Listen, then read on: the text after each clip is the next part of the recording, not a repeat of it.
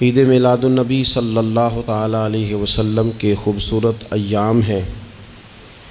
پوری دنیا میں اور دنیا کے ہر کونے میں نبی پاک علیہ السلام کے میلاد شریف کی دھوم مچی ہوئی ہے۔ ہر جگہ حضور کے فضائل، خصائل، شمائل بیان ہو رہے ہیں۔ نبی پاک کی نعتوں سے پورا زمانہ گونج رہا ہے۔ حضور کی سیرت مبارکہ کے فیوز و برکات سے اہل اسلام اپنے دلوں کو منور فرما رہے ہیں۔ اس کے ساتھ ساتھ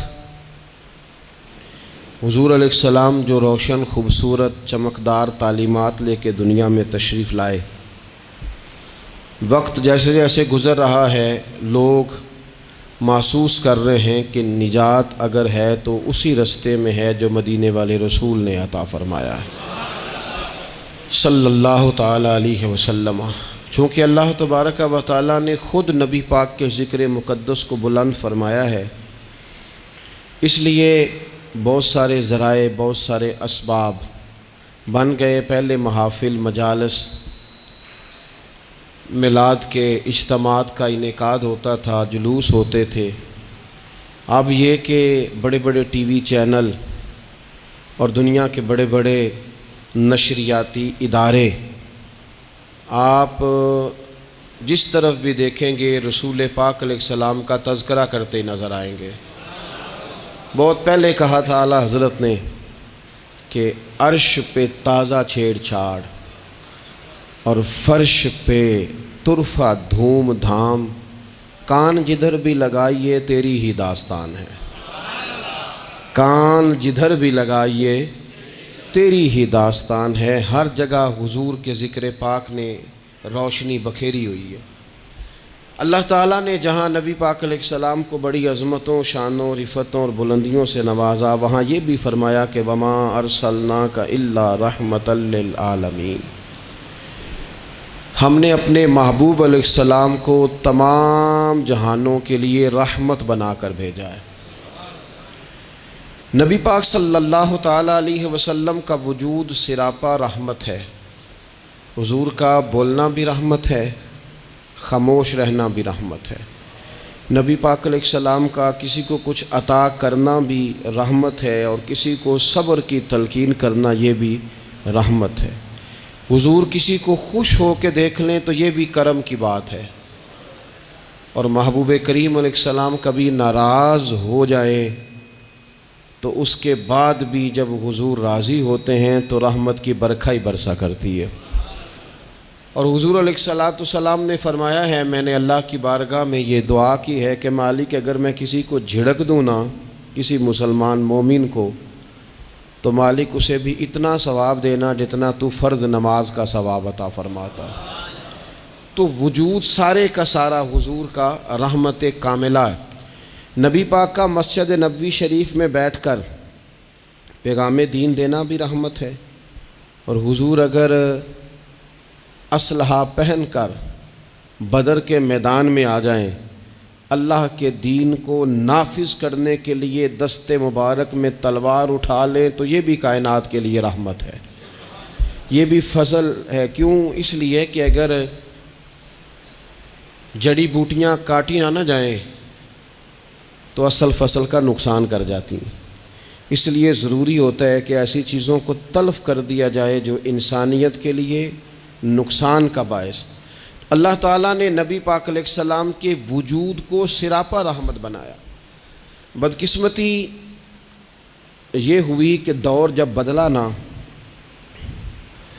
اور لوگ اپنی ضروریات زندگی کمانے کے لیے میدان میں آئے، تو وہ اس طرح کی کچھ دوڑ میں ہم سب لوگ شامل ہو گئے کہ ایک مخصوص سی مادہ پرستی، ایک مخصوص سا مزاج، دولت کی اینک سے ہر چیز کو دیکھنے کا، تو ڈھیر سارا کچھ شخص اچھا ہے، اس میں بہت بڑی تعداد میں بھلائیاں پائی جاتی ہیں، اتنی زیادہ بھلائیاں کسی میں پائی جاتی ہیں، اتنا پیارا آدمی ہے، اتنا شستہ اس کا مزاج ہے، لیکن ہم جب کسی سے ملتے ہیں تو ہم یہ دیکھتے ہیں کہ اس کی ساری اچھائیاں اپنی جگہ پر پتہ چلے نا کہ وہ ہمیں کیا دے سکتا ہے، ہمارے کس کام آ سکتا ہے، ہمارے لیے کتنا نفع بخش ہو سکتا ہے، ہمارے لیے کتنا سود مند. یعنی وہ مزاجوں میں جو خاص نرمی ہونی چاہیے تھی، اور جو حضور نے فرمایا کہ تم میں سے بہتر وہ ہے جو لوگوں کے لیے نفع مند ہے، وہ والا مزاج نہیں بلکہ کچھ لینے کا. تو حضور علیہ الصلاۃ والسلام کو اللہ تعالیٰ نے رحمت بنا کر بھیجا. اس رحمت کاملہ ہی کی وجہ تھی کہ حضور نہ ظاہری طور پر بھی لوگوں کے جو روزمرہ کے معاملات تھے اس میں بھی بڑی خیر خواہی کے جذبات رکھتے تھے. نبی پاک علیہ الصلاۃ والسلام عام لوگوں کے بیچ اٹھتے بیٹھتے، ان کے ساتھ کھاتے پیتے. سرور کائنات کا طریقہ یہ ہوتا کہ اگر غلاموں میں سے کوئی بیمار ہو جاتا تو تیمارداری کرنے تشریف لے جاتے، صبر کی نصیحت کرتے. اللہ کے حبیب علیہ الصلاۃ والسلام اس کے لیے مناسب دوا بھی تجویز کرتے، دعا بھی فرماتے.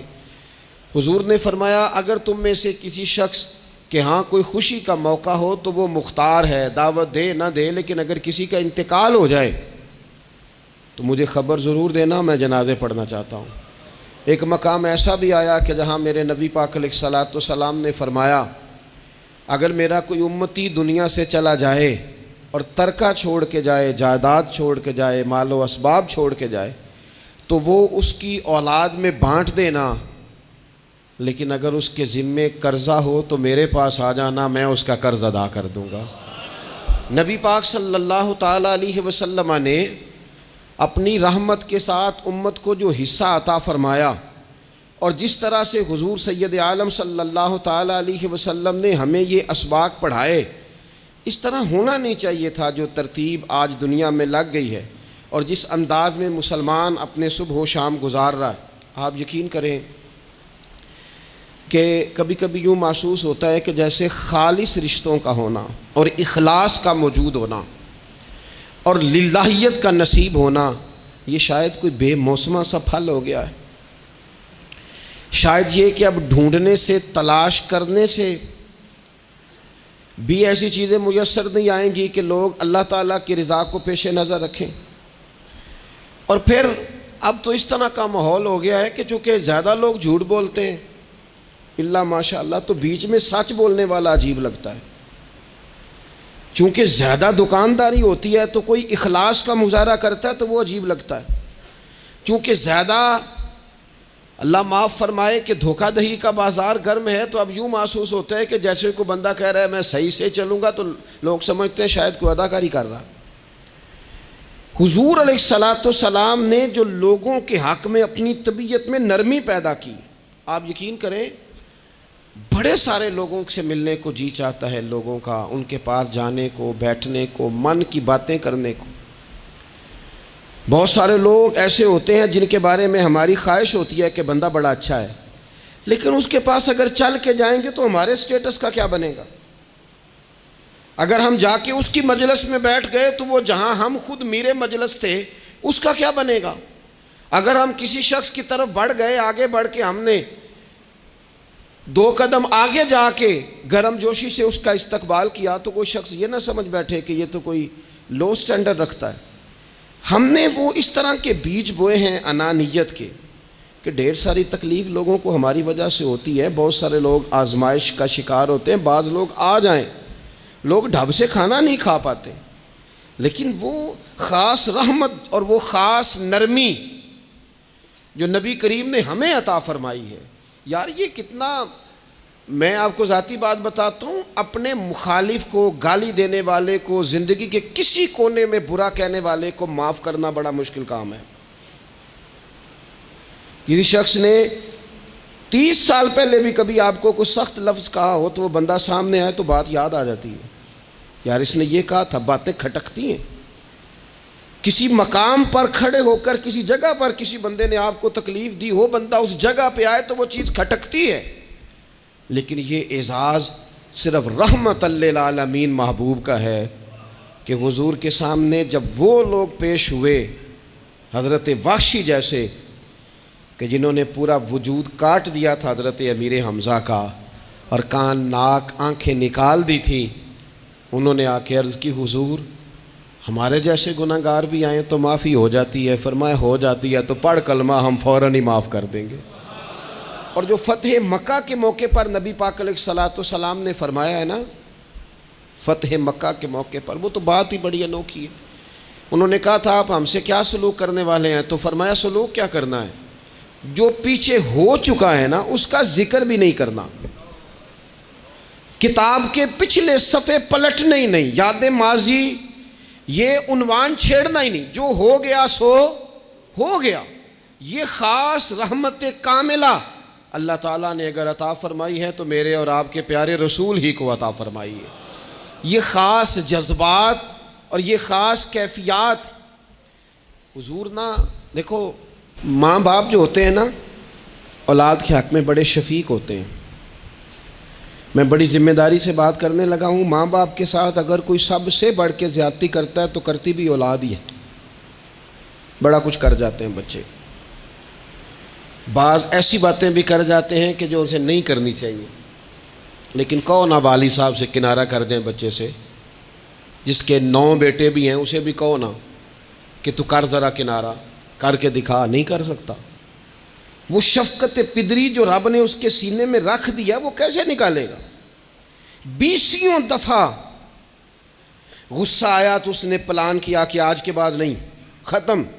اب میں نے بتانا ہے اس کو کہ کس طرح کوئی کسی کے ساتھ زیادتی کرتا ہے، لیکن 1 گھنٹہ بھی نہیں تیرا گزرا، کیونکہ شفقت پدری ہے.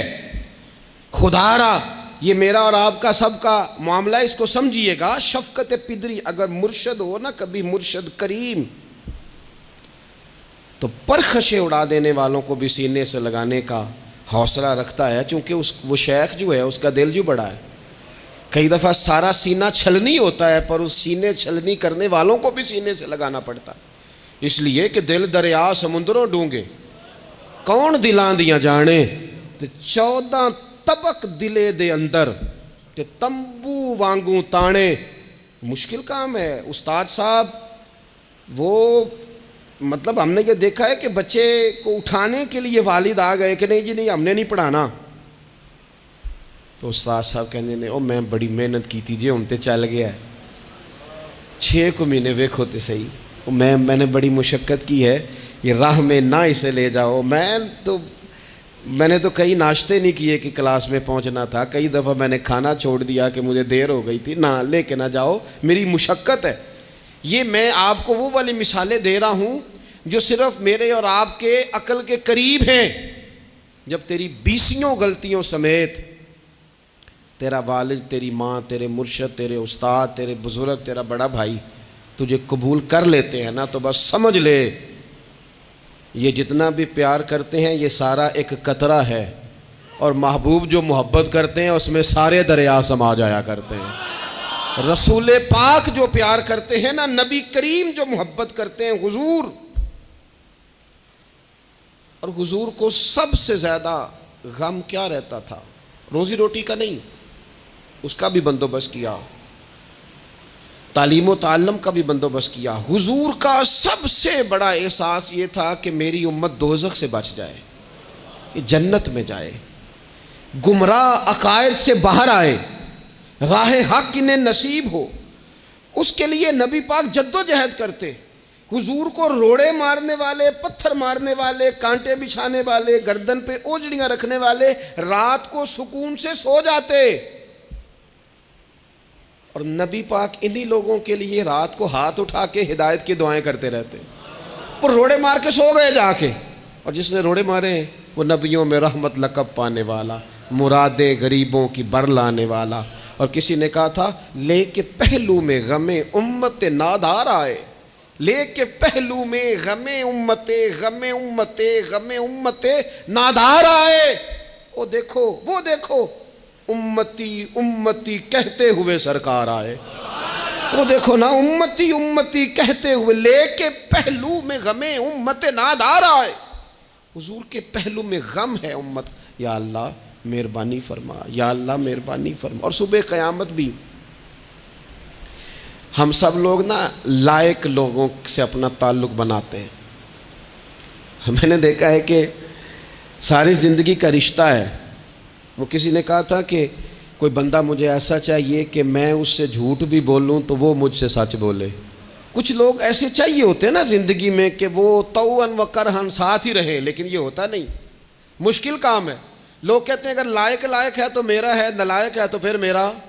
بنتے نہیں. یقین کریں آپ سے زندگی میں کوئی خطا ہو گئی، کوئی آپ کا بننے کو تیار نہیں ہوتا، کہتا میرا نہیں تعلق بھائی، میں اس کے لین دین کا بالکل ذمہ دار نہیں، میرا اس کا کوئی رشتہ نہیں، تو جان یہ جان، کاٹ دیا. اور اگر گناہ ہو گیا، غلطی ہو گئی، انسان سے ہو جاتی ہے، اپنی ساری غلطیوں سمیت اپنے آپ سے پیار ہے، اور دوسرے سے ایک ہو جائے تو.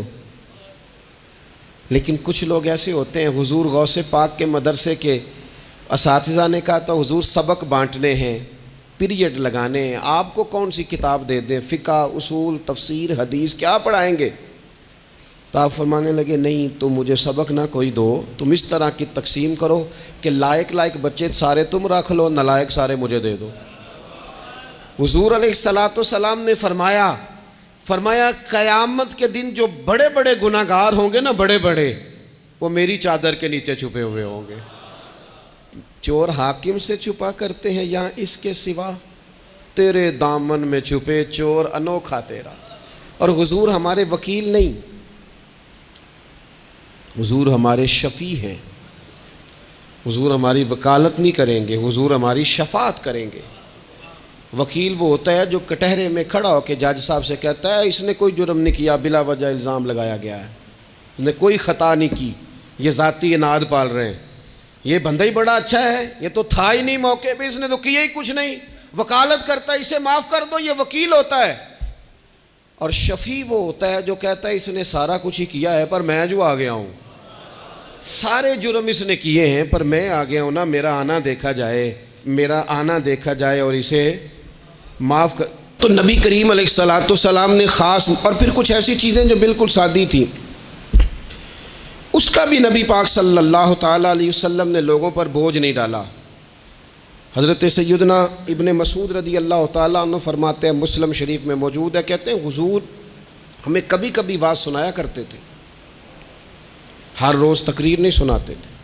یا رسول اللہ صلی اللہ علیہ وسلم ہمارا دل کرتا ہے. فرمایا میں نہیں چاہتا کہ تم تکلیف میں آ جاؤ. حضور فرماتے ہیں میں لمبی نماز پڑھانا چاہتا ہوں، پیچھے سے کوئی بچہ رو پڑتا ہے، میں اللہ کی نماز مختصر کر دیتا ہوں. نبی پاک صلی اللہ تعالیٰ علیہ وآلہ وسلم کی عادت مبارکہ تھی. حضور سواری پہ چل رہے ہوتے تھے تو کوئی غلام ساتھ چلنا چاہتا تھا تو فرماتے تھے میرے ساتھ آ کے سواری پہ بیٹھ جا. یا رسول اللہ میں آپ کے ساتھ نہیں بیٹھ سکتا، میں تقاضا ادب ہے کہ میں آپ کے ساتھ نہ بیٹھوں. تو حضور فرماتے پھر واپس چلا جا، میری طبیعت گوارا نہیں کرتی کہ میں سواری پہ چلوں اور میرے ساتھ جو لوگ ہیں وہ پیدل سفر کریں. احساسات، جذبات، محبوب کریم کو اللہ تبارک و تعالیٰ نے جو دل عطا کیا. آپ دیکھیں چھوٹے چھوٹے بچوں، وہ ہمارے ہاں نا جی بزرگ ناراض نہ مجھ سے ہو جائیں، ہمارے ہاں بزرگ بعضوں کا شکوہ کرتے ہیں، کہتے ہو کاکا ادھر آئے نا تو میرے نہ سلام نہیں لئی. بھئی آپ لے لیتے سلام، یہ کچھ جھگڑے والی بات ہے؟ آپ سلام کر دیں. رسول پاک کی عادت مبارکہ تھی کہ چھوٹے چھوٹے بچے گلیوں میں ہوتے تو حضور آگے بڑھ کے خود انہیں سلام کہتے، ان کے سروں پہ دست شفقت پھیرتے، ان کی چھوٹی چھوٹی باتیں سنتے، ان کے سوالات کے جواب ارشاد فرماتے. اللہ کے پیارے رسول صلی اللہ تعالیٰ علیہ وسلم کا تو یہ معاملہ تھا کہ عبادت کے معاملے میں بھی جب ایک شخص نے کہا کہ یا رسول اللہ میں ساری رات نماز پڑھا کروں گا، سارا دن روزہ رکھوں گا، تو حضور نے فرمایا نہ، آنکھیں تکلیف میں آ جائیں گی، وجود تھک جائے گا. ایک سرکار کی زوجہ محترمہ ام المومنین نے رسی باندھ لی تھی مسجد نبوی میں کہ میں جب تھک جاؤں گی تو ٹیک لگا لوں گی، پر میں نے پڑھنی ساری رات ہے نماز. اللہ کے محبوب نے فرمایا جتنی دیر طبیعت اجازت دے اتنی دیر پڑھو، باقی آرام کرو. اور فرمایا تمہاری آنکھ کا بھی تمہارے اوپر حق ہے، تمہارے وجود کا بھی تمہارے اوپر حق ہے. یہ ساری چیزیں نبی پاک صلی اللہ تعالیٰ علیہ وسلم کی امت کے ساتھ رحمت پر دلالت کرتی ہیں. اسی طور پر آپ دیکھیں کہ نبی کریم علیہ السلام نے 2-3 دن تراویح پڑھی، پھر صحابہ جمع ہو گئے، زیادہ لوگ آ گئے تو سرکار اندر سے باہر ہی نہیں آئے، حجرے میں رہے. فجر کے وقت آئے تو فرمایا مجھے پتہ تھا تم سارے انتظار میں ہو، اور تم نے دیر تک میرا انتظار کیا، میں جان بوجھ کے نہیں آیا۔ کیوں نہیں آیا یا رسول اللہ صلی اللہ تعالیٰ علیہ وسلم؟ تو حضور فرمانے لگے اس لیے نہیں آیا کہ اگر میں آ جاتا اور کچھ دن مستقل یہ نماز پڑھتا تو میرے دل میں خیال آیا کہیں رب کریم اسے فرض نہ کر دے، تمہیں مشقت ہوگی، تمہیں تکلیف ہوگی، لہٰذا میں حضور دل چاہ رہا ہے نفل عبادت کو، اس لیے نہیں کر رہے کہ امت پر کہیں ضروری ہو جائے۔ حضرت سیدنا عباس فرماتے ہیں کہ ایک انصاری صحابی رات کو مسجد نبوی شریف میں داخل ہوئے، ان دنوں جن دنوں وہ بدر کے قیدیوں کو لایا گیا تھا، تو ان قیدیوں کو رسیاں صحابہ نے زور سے باندھ دی تھی، تو کہتے ہیں کہ میں نے دیکھا نبی کریم علیہ السلام بڑی بے چینی کے عالم میں کبھی ادھر جاتے کبھی ادھر آتے۔ میں نے عرض کی یا رسول اللہ صلی اللہ تعالیٰ علیہ وسلم خیریت ہے؟ تو حضور نے فرمایا ان قیدیوں میں میرے چچا جناب عباس بھی ہیں، وہ ہائے ہائے کرتے ہیں تو مجھے نیند نہیں آتی۔ چلو زیادہ نہیں تو تھوڑا احساس کبھی چچا کا بھی پیدا کرنا چاہیے۔ ویسے چچا چاند نہیں ہوتا، چندہ ہمیشہ ماموں نہیں ہونا ہے۔ چچا جتنا مرضی بھی خوبصورت ہو بیچارہ چاند ہو سکتا نہیں، چندہ ماموں نہیں ہونا ہے، پکی بات۔ تو کبھی چچا کا بھی احساس کرنا چاہیے۔ نبی کریم علیہ السلام نے فرمایا چچا ہائے ہائے کرتے ہیں تو مجھے نیند نہیں آتی۔ وہ انصاری صحابی فرماتے ہیں کہ میں دوڑا گیا اور میں نے جا کے معلومات کی کہ حضرت عباس رضی اللہ تعالیٰ عنہ کو کہاں باندھا گیا ہے۔ فرماتے میں جا کے حضرت عباس کی رسیاں ڈھیلی کر کے آیا تو وہ سکون میں آ گئے۔ تو آ کے حضور علیہ السلام کو میں نے دیکھا تو سرکار بھی زمین پر بیٹھ گئے، لیکن ابھی چہرے پر بے چینی باقی تھی۔ میں نے عرض کی حضور میں رسیاں ڈھیلی کر رہا ہوں جناب عباس کی، آپ آرام سے سو جائیں۔ تو یہاں تک نہیں یہ رحمت رکتی، یہ رحمت کسی مقام پر محدود نہیں ہوتی۔ میرے کریم کا کرم ہمیشہ برستا ہے تو بغیر رنگ و نسل ہر جگہ برستا ہے۔ حضور علیہ الصلوۃ والسلام نے فرمایا صرف عباس نہیں، جا سارے قیدیوں کی رسیاں ڈھیلی کر کے آ، سب کو یہ کون لوگ ہیں؟ یہ بدر میں پھول لے کے آئے تھے، یہ گجرے لے کے آئے تھے پھولوں کے، خوشبو کا تحفہ دینے آئے تھے، یہ تو تلواریں لے کے آئے تھے۔ لیکن یہ اعزاز ہے میرے نبی پاک کا کہ اللہ نے حضور کو رحمت للعالمین بنایا ہے۔ دلوں کے اندر اتنی گنجائش رسول پاک نے پیدا کی، فرمایا سب کہ رسیاں ڈھیلی کرو تاکہ میں آرام سے سو جاؤں۔ طبیعتوں کی سختی، مزاجوں کا تلخ پن، اپنی ذات کے خول میں بند ہو کے زندگی گزار دینے والے لوگ، اپنے آپ سے شروع ہو کر اپنے آپ پر ختم ہو جانے والا مزاج، جو میں سوچ رہا ہوں، جو میں دیکھ رہا ہوں، جو میری طبیعت فیصلہ کر رہی ہے، جس اینک سے میں معاشرے کو پڑھ رہا ہوں سارے معاشرے کو اسی طور پہ میں لے کے چلوں گا، یہ سوچیں درست نہیں۔ ہم نبی کریم علیہ السلام کے ماننے والے ہیں، ہمیں ان ساری باتوں کا خیال اور ادراک کرنا پڑے گا کہ جو ہمیں ہمارے رسول پاک نے سکھائی ہے۔ انسان پر بعض اوقات کچھ لوگ اس طرح کا بھی اس کے ساتھ رویہ اختیار کرتے ہیں کہ رد عمل کے طور پر کچھ کہنا پڑتا ہے۔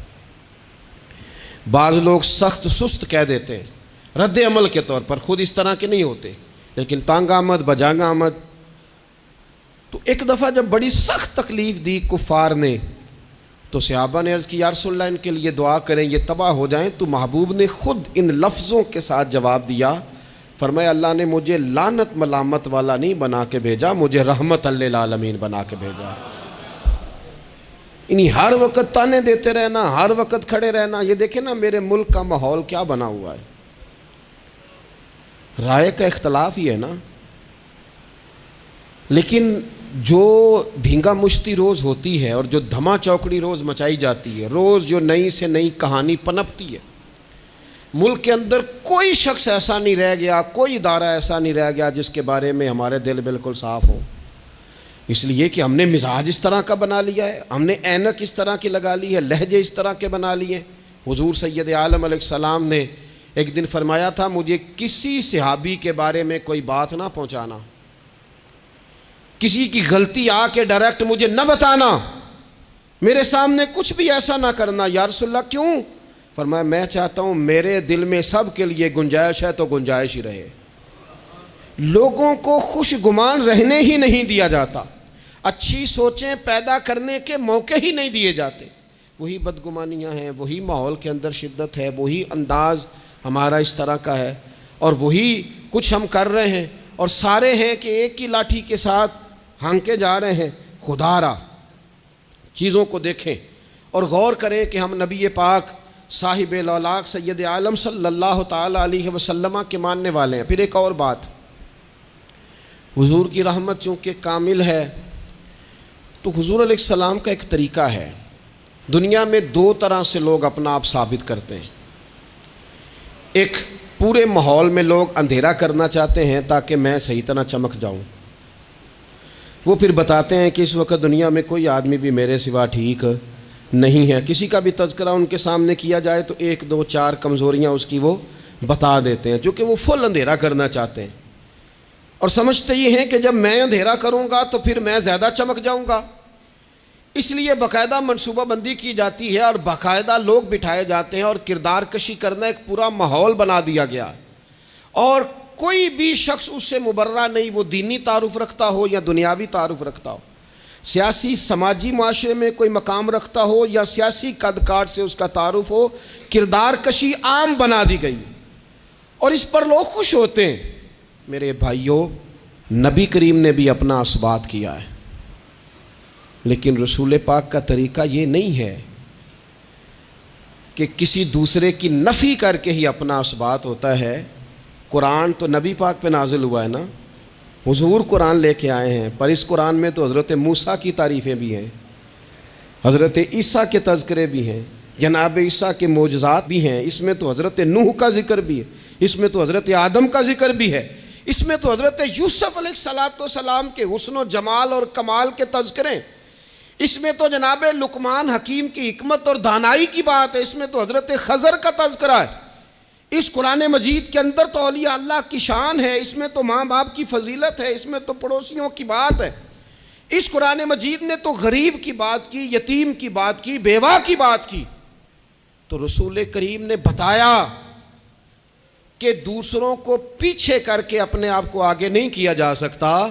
تم سب کو ساتھ لے کے چلو، تمہیں اللہ امامت عطا فرما دے گا.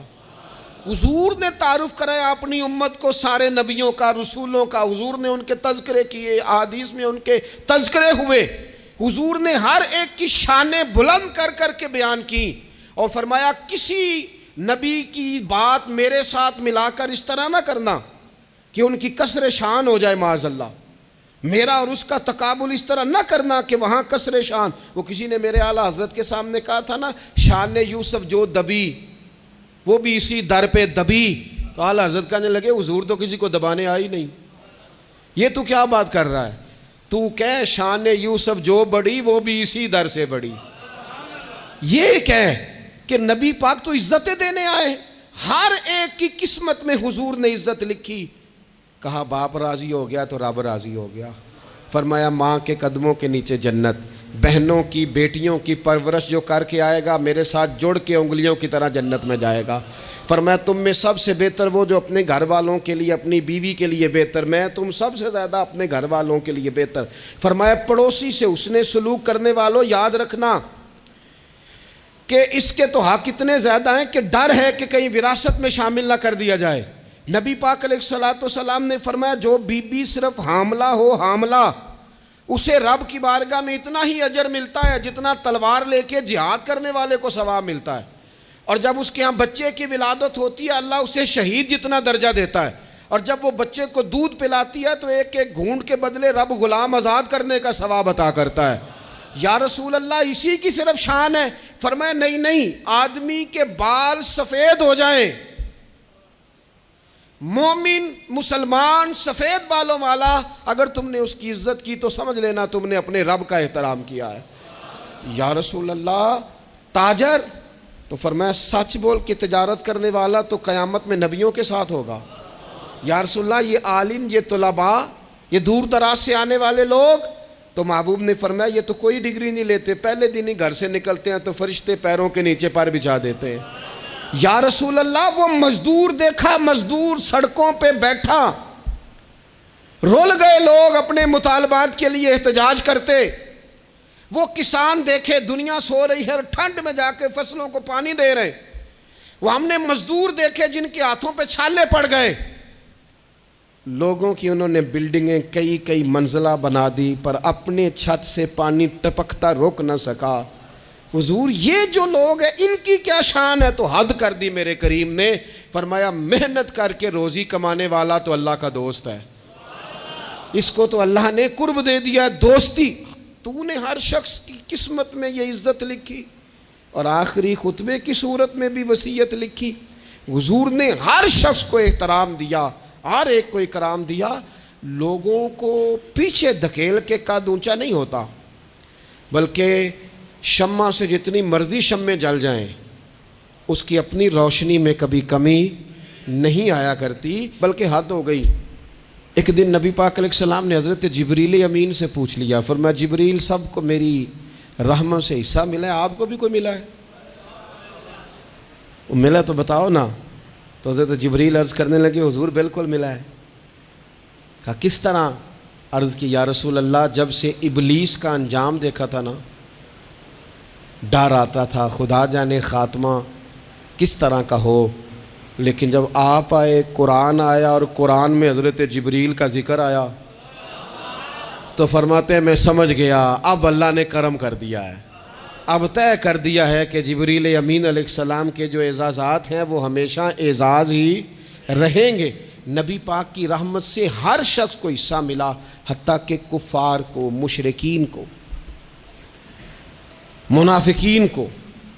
رسول پاک علیہ السلام ہر ایک کے لیے رحمت بن کے تشریف لائے، یہاں تک کہ جانور بھی حضور کے پاس آتے تھے تو اپنے دکھ سنا جاتے تھے، حضور تو ان کو بھی تھپکیاں دیتے، تسلیاں دیتے۔ حضرت انس بن مالک کہتے ہیں لوگوں مجھے وہ دن بھولتا ہی نہیں جس دن نبی پاک مکے سے ہجرت کر کے مدینے آئے تھے۔